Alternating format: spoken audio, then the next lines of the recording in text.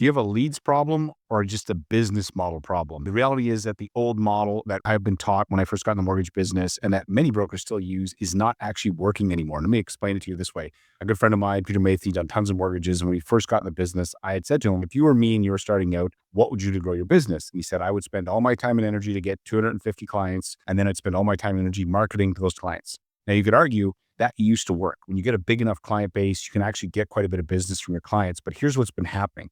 If you've been in the business, I'm speaking to my Canadian mortgage brokers, especially here, is that it is very difficult to get those clients to back on renewal because the lenders are very competitive.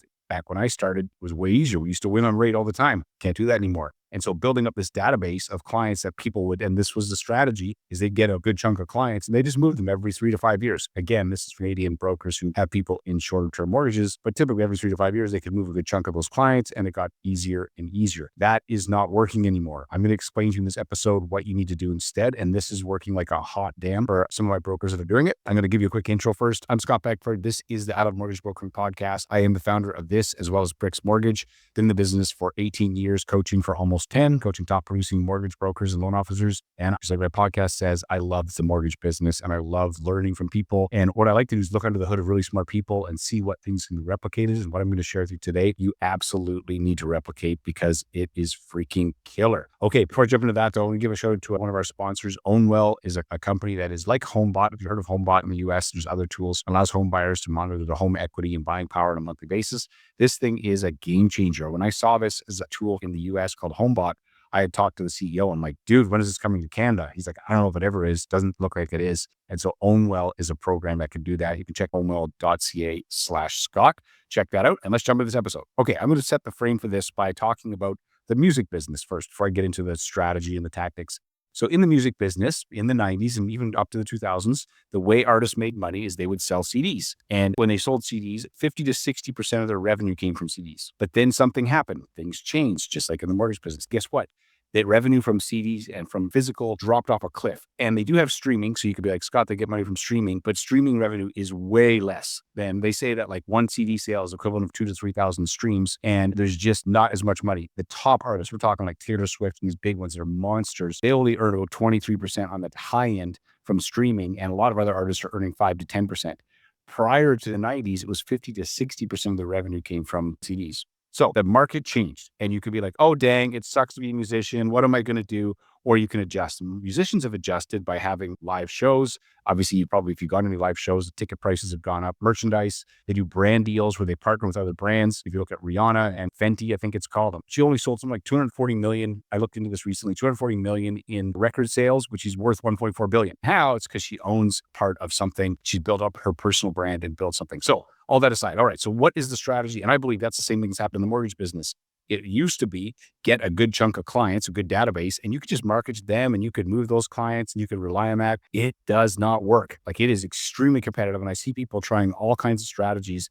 And the problem is they have not adjusted. The business model has not adjusted for the current reality, but I have seen people that have done it. And so I'll tell you what you need to do is you need to stop thinking about your database as you can just get clients for yourself. That's the number one shift you need to make. If you don't do that, what's going to happen is you're like, oh, my database, I'm going to try to get these clients. I'm going to spend all this time on renewals. You're not going to get any deals from it. And then you're going to get frustrated. So that's the one thing. Don't think of your database as just for you. And the two, you need to be prospecting and you need to be growing your database. Now, most of you, if you're like, Scott, that's exhausting. You know how long it took me to get my first 500 clients? I don't want to be prospecting all the time.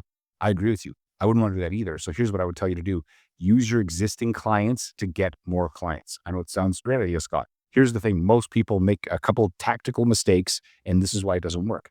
So I've talked with my friend Wally Library, who's got a fantastic business out of Texas, and he has mastered this down to a science. It's incredible what he's done with his business. So what he does, and what I recommend that you do, and what we've been coaching our agents to do, is you got to think of each client that you get, you can turn into 3 to 4 referrals for your wealth partners. And by wealth partners, I mean your financial planners, your accountants, your CPAs. When they get a mortgage with you, guess what? They need other things. Like we are so short-sighted. We're just like, I got a mortgage. Reality is that is just one problem that you're solving that they need solved. They need other problems solved. We completely disregard that because we're only thinking about ourselves instead of thinking about, if I can help my referral partners build their businesses, they'll help me build my business if you do the right steps. That's really, really important. You've got to actually think about, you get these clients and does it work? Okay, so we've started a client concierge service for our brokers at Bricks, and we've been making calls for them. So we've been using this tool because the tool is amazing. What it does is it's this email that the client gets on a monthly basis with their home equity, their buying power, gives them options, and it's all about them. It's not some, newsletter with a contest. It's not a newsletter with a recipe. Nobody cares about that stuff. They really don't. But my home equity, so the open rates on these emails are from 60 to 75% open rates because people care about their own home equity. It's my stuff, right? And so what we've been doing is we call people, we get them onboarded with this tool. And at the end of it, we have a conversation. We say, hey, look, you know what? We got you set up on this. I just got a couple questions I want to ask you about. First, we just put you in a lot of debt. You've got a mortgage now. We want to make sure that you're taken care of with your other wealth partners. Can I ask you some questions? And you start asking about their CPA, you ask them about their financial planner. And what ends up happening is a lot of these people don't have anybody. Or if they have somebody, they're not that good. And then you're like, oh my gosh, we just put you in $500,000 of debt. You got somebody who's a 7 out of 10. We got to get you somebody that's better. And what happens is we now have a referral for your financial planner. So I've got my son and my daughter's boyfriend. They're pretty young. They've been doing these calls for us. These are young. I've been teaching them mortgage business, and they had generated a ton of client referrals as well as mortgage referrals just by having these conversations. Mortgage referrals, but they're secondary. So then, okay, you get these referrals. So one of our agents, we got them 18 referrals in a week for financial planners, insurance people. So now they've got 18 leads that they can give out to key partners. Here's the mistake that brokers make, especially Canadians. I love you, Canadians, but we are way too polite.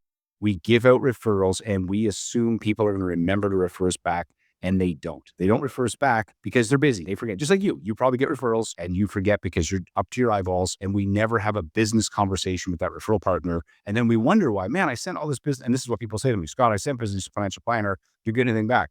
I'm like, did you have a business conversation? Well, no, I just assumed. Well, that's why. You don't assume. You've got to have a business conversation, because the reality is not everybody will refer you back. And the ones that won't, there's this whole book we talk about, there's givers and takers, and there's people that give and take equally. And the best relationships are people give and take equally. Here's how it works. You get these referrals, you identify the first conversation with that. So step one, stop thinking of your database as clients for you. Think of your database. If you got 400 clients, you could probably conservatively generate 1,200 referrals from that for your other partners, because there's other things they need. So now you have 1,200 referrals that you can hand out to people, but you're going to have, before you start handing out leads, you got to do a couple things. One, you got to identify what they want. So if you're talking to a financial planner and they're like, I want people that have $500,000 in investable assets. Well, it does you no good to send them first-time buyers, because they're going to be like, I don't want these people.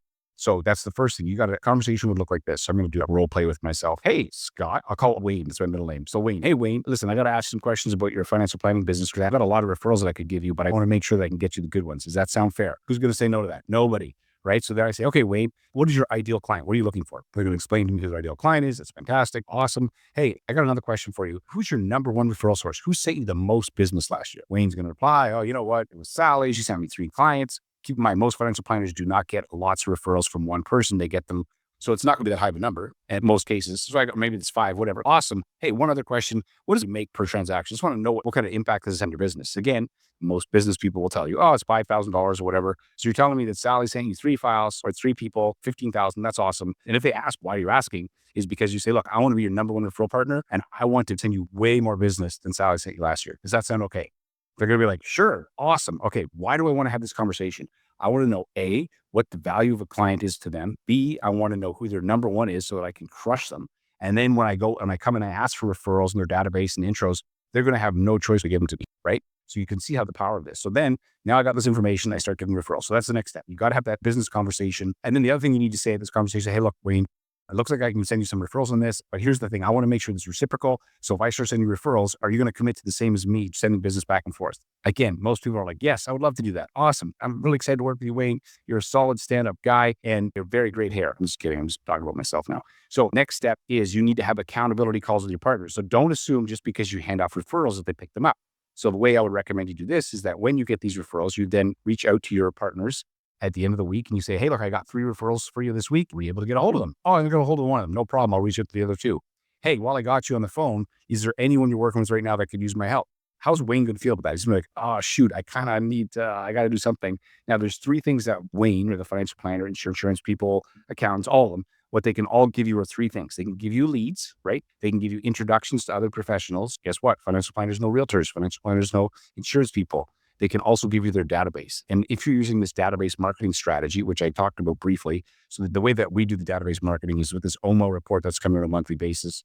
We do a ramp up, so we get them engaged, and then we do a 7-day call when the mortgage closes, a 30-day call to check in on it, and then a 6-month and a 1-year mortgage efficiency checkup. Now, people don't show up every call, but the fact that you're actually managing their mortgage for the life of the mortgage, and when you have those conversations, the value conversations, is very easy to ask for. Hey, do you need any other help? I'm not asking for business. I'm asking for who they need, and then I connect them, and that's how I get my business. So does this work? Absolutely, it works. We've already been experimenting with it. I just saw recently one of our agents had posted they got 4 leads this week from it. Don't have a leads problem. You got a business model problem. And it's just like back when CDs were, you're not going to make your money just from having one static database that's not growing. But if you do this right, you can create exponential growth in your database. You can grow a database because you can start adopting databases. And with all you can do this, you can adopt databases and you can actually make this thing way bigger. So for example, Wally, my buddy down in Texas, again, I'm not that creative. I just see what works and I'm like, oh, damn, you should copy this. I would copy this. If I was brokering today, I'm not, because I'm busy doing the brokerage and I do the coaching, but I copy this. So Wally's got 4,000 past clients in his database, but he markets 30,000 a month. And what's happened is that he's become unfireable. So he generates so much business for his referral partners that even if he makes a mistake, he screws up a file, completely goes sideways. They're like, I'm not getting rid of Wally because that guy sends us so much business. He owns the relationship because the person bringing the most value owns the relationship, and he owns those relationships, and he can pick and choose who he works with. So he's going after the absolute best people because the best people get this, and he's able to pick and choose who he works with, and he's unfireable because he's created a machine that spits out so much business for everybody else. Now, this reminds me of a quote that I remember reading from Zig Ziglar one time. He said, you can have anything in life you want if you just help enough other people get what they want. And that's exactly what you're doing with this. Stop thinking about your database as just, oh, I need mortgages. No, you don't. You'll get mortgages and they'll happen, but don't target your database that way. Static database that's only growing when you fund a mortgage is way too slow. You can double, triple, or quadruple the size of your database very easily by implementing this strategy. Please give it a try. Shoot me an email. Tell me, Scott, you suck. This is not true. I'd love you to prove me wrong. I don't think you can. I honestly think that this is the best strategy I've ever seen in terms of how to build a business today. If you're brand new, you still got to get that thing going. So maybe I should back up for a second. If you're brand spanking new, you're still going to have to go out and build those initial referral partners. You still got to build up that initial database because you're not going to have it big enough to start. But as soon as it gets to a certain scale, this is what you should be shifting over to. Hope you found that useful. Thanks for listening. I'm Scott Beckford. This is the Mortgage Brokering Podcast. And as I said, if you want to check out that tool that we have for Canadians, or homebot.ai if you're in the US, go check those out. And I'll put links in the show notes. You can see those. Thanks again for listening, and I will see you on the next episode.